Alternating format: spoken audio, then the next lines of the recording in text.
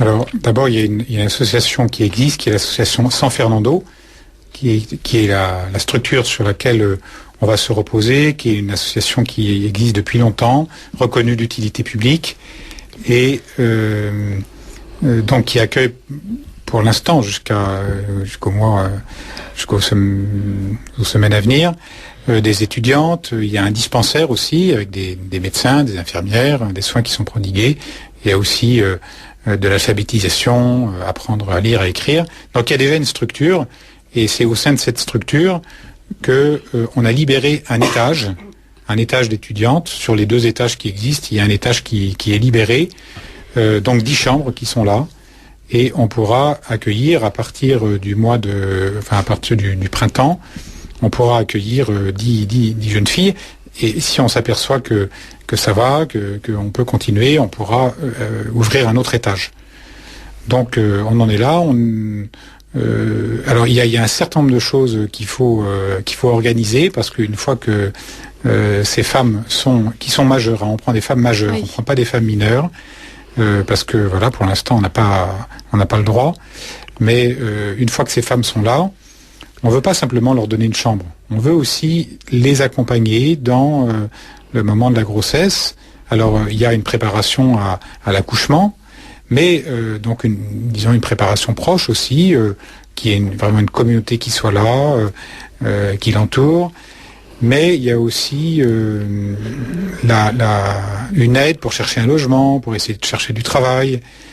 Donc tout un travail qu'on fera pas seulement avec l'association du foyer ou bien avec les sœurs. On va travailler aussi avec toutes les aides qui nous sont données. Avec les professionnels, avec notamment. Des professionnels, évidemment. Hein. Alors, pour l'instant, vous êtes encore en recherche de bénévoles, de professionnels, ou est-ce que vous avez déjà établi tout ce qu'il fallait? Sœur Rosalia. Je crois qu'à présent, nous avons une équipe très très bien, des personnes laïques vraiment très engagées.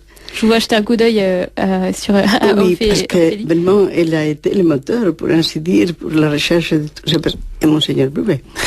Donc, on a une assistante sociale, un psychologue, une sage-femme, 2 conseillères conjugales, et puis je crois que l'équipe va être très bien fournie pour donner à tous ces filles ce dont elles vont avoir besoin. Quel est le profil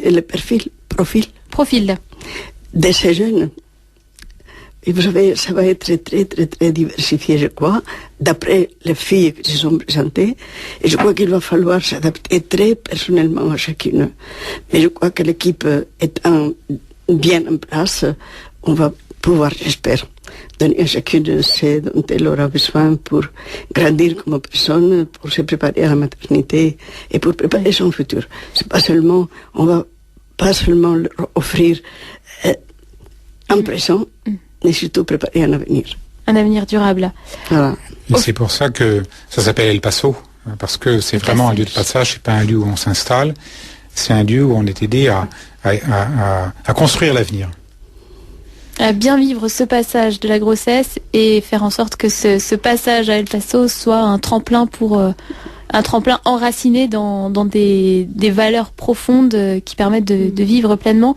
Ophélie, je reviens juste sur cet aspect des personnes qui s'impliquent dans le projet. Donc on disait des religieuses, des professionnels et également des laïcs bénévoles, je crois. Voilà, vous êtes encore en recherche de personnes qui s'impliqueraient dans le projet? Alors en fait, nous rencontrons toutes les personnes qui sont intéressées et qui nous proposent leur aide, bien sûr.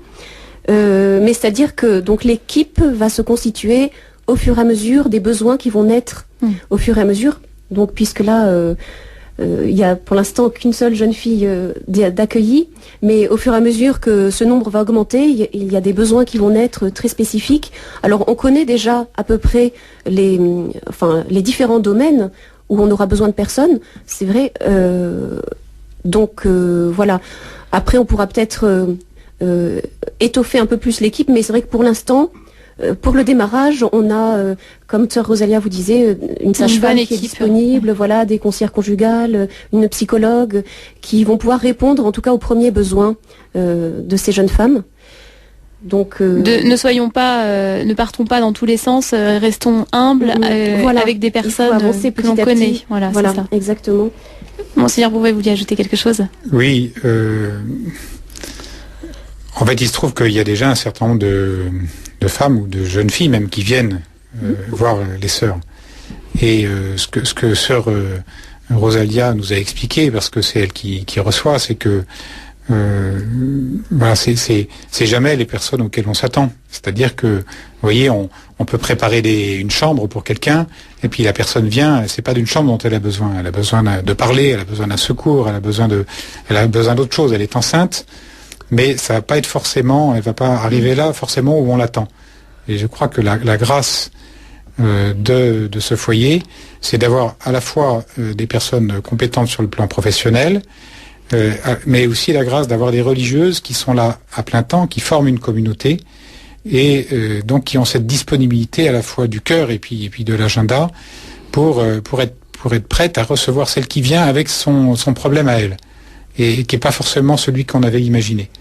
Et pas se dire non, ça rentre pas dans les grilles, désolé, faut frapper une autre association, voilà. Parce que là, votre cas ne peut pas entrer du tout dans les critères qu'on avait fixés par l'association. C'est pas possible ça. Ce que je veux dire, c'est que il va falloir qu'on soit très à l'écoute aussi et qu'on n'imagine pas avant ce que sera le foyer après, mais que voilà, on se rend disponible pour voir voilà qui vient frapper à la porte et qu'on sache donner la meilleure réponse possible. C'est pour ça que c'est pas possible d'avoir vous voyez, une équipe de 50 personnes qui a déjà tout imaginé, qui a déjà tout prévu, parce que c'est pas comme ça que ça marche la vie. Voilà, la vie, elle est plus. La vie jaillit de surprise en surprise. Ouais, jaillit et je crois que dans ces moments-là, surtout dans les moments d'angoisse, un jour la sœur nous racontait que quelqu'un est venu, elle a discuté 1 heure avec vous, vous êtes parti chercher un papier, et quand vous êtes revenu, elle était partie. Exactement. Et ça, voilà, c'est des choses inattendues. Mais vous avez été là et peut-être que le fait de savoir qu'il y avait quelqu'un, c'était déjà ce dont elle avait besoin. Si, moi je crois que la fille